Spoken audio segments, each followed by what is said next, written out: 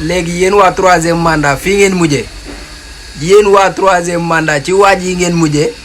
pour moom mu porter seen candidature yéen waaj yi ngeen jël pour mu defal leen liggéey bi nga xam ne moom moo des ci réseaux sociaux yi yàq ngeen ko. parce que kii ñu koy seetaan sax nawloo wuñ ko dañoo bëgg lu bon rek di ko seetaan mais gisuñu ci moom lu war a mën a tax ñu di ko nawloo ba mu leen di digal ñuy def wala mu leen di tere ñuy bàyyi gars yi diglu leen xam naa ne ay waxam amul njëriñ ay waxam amul njëriñ mais boo déggoo lu mu wax tey di nga xam ne gaa yaa ngi ci suuf mais nag fii ngeen ñu fekk. salaamaaleykum gars yi salaamaaleykum gars yi Macky Sall laa bëgg a sant gërëm ko ci ni mu def géejawaay defar nga defet bu rafet defar bu rafet nga defar géejawaay kontaan naa ci loolu Macky pétrole bi ñëw na gaz ñëw na tali yi defaraan nga ko hôpital yi defaraan nga ko defaraan nga indil nga ñu coupe d'Afrique def nga lépp gestu jeunesse bi rek jeunesse bi lu nu bëgg suba ba ngoon nga ciy dox affaire yi daal noonu rek la gestu jeunesse bi lu nu bëgg nga suba ba ngoon nga ciy dox géejawaay ni nga ko defaree kontaan naa ci rafet na trop trop trop trop trop da ngay laalaat troisième mandat moom faaw nga laalaat ko na liggéey bi gën a yokk gën a dëgër yaru nga baax nga parce que li tax nit ñi bëgg la mooy da ngaa yaru kilifa diine yi danoo bëgg Macky Sall parce que Macky Sall dafa yaru moo tax kilifa diine yi bëgg ko taxi chauffeur bus yi bu leen ñu fontoo mun leen a accident rey ay nit ba pare naan da ngeen di grève bu leen ñu yëpp jóg leen ngeen liggéey seen grève bi ngeen nekkee du yoon parce que da ngeen a rey ay nit jóg leen ngeen liggéey yéen a teguwul ci bon condition rey ay nit di grève foo gis loolu jóg leen ngeen liggéey Macky Sall kontaan nañ ci yow góor jigéen yi nag dégg naa leen ñu naan Ousmane Sonko bu foloowee dañuy am doole Sénégal jaaba sira génn naan waaw Ousmane Sonko dafa war a falu ndax ñun góor jigéen yi fii góor jigéen du fi naanee ñeex puus day dañ ko fiy tere man kenn du ma tee sant Macky Sall ci lu mu baax li nga xam ne def na ko bu Macky defoon leneen ma wax ko yéen ak mbonu Macky Sall rek ngeen di gis man lu ma gis ci lu baaxam moom laay wax yaa ngi dégg Macky defuma dara ba ma war a gis ak mbonam lu mu def ci lu baax laay def defar na tali yi hôpital yi mi ngi tabax ay hôpital yu bees géejawaay gis ngeen ni mu ko def yaa ngi dégg mi ngi liggéey de te boolewul ak dara ak bruit liggéey bu àndul ak bruit te yaru man maa ko waxal Macky Sall góorgóorlul Sall ngaari troisième mandat bi bu ñëwee nga laalaat ko cas réew mi yëngu waaw bàyyil saagakat yi fee liggéey àndul ak ay saaga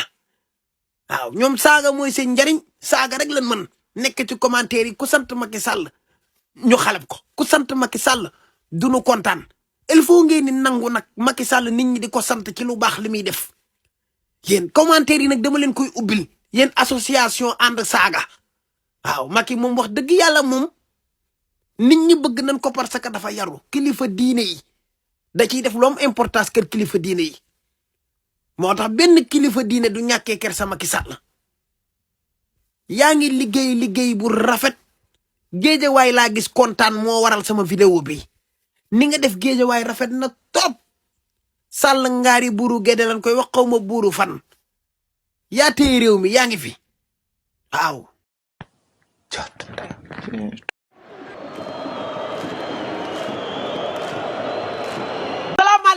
salaamaaleykum gars yi Ibou dafa bii ku yëpp sénégalais yi nee na moom daal ay docker lay wër booy wër ay docker da ngay jël saagakat yi da ngay jël Khaliphone Sall Gabriel Kane François Hélène Fouta Tampi ñoom mën nañoo yenu ay dàmb mën na yenu ay saako ca port nga jëlee leen ñu yenu saako 50 kilos yi ku dof lu ba dugg ci barke alxuraan karim da ko récc loolu la ci fay ay médicament lay jar wala dibiteri mais Macky mi moom Macky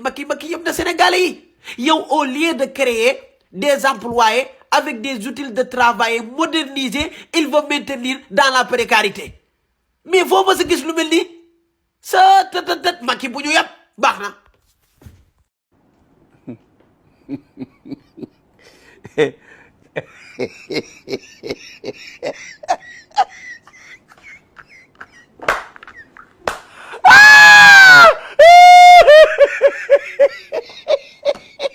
sama xel ñaaw na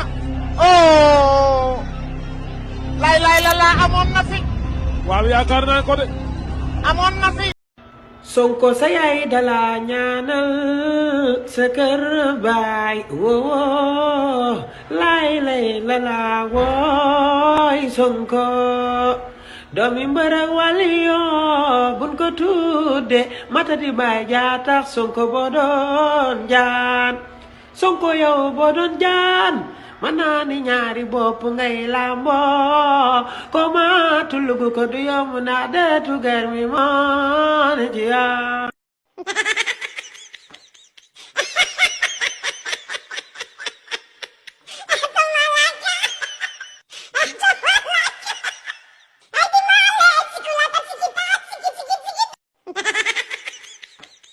yow yaa ngi ba bitim réew nekkoo Sénégal nga ñuy fenal ñun waa Géejawaay naan waa Géejawaay tali dafa liggéey Géejawaay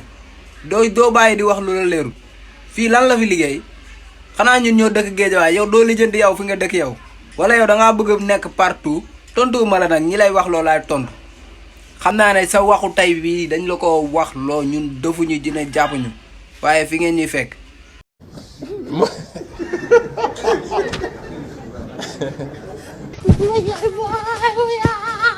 wajo kii du ko dal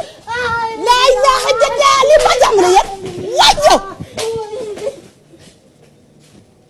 wajo patron la doon dal ma ngay fekk di naaw di jooy leen fi ana fekk ak pëleur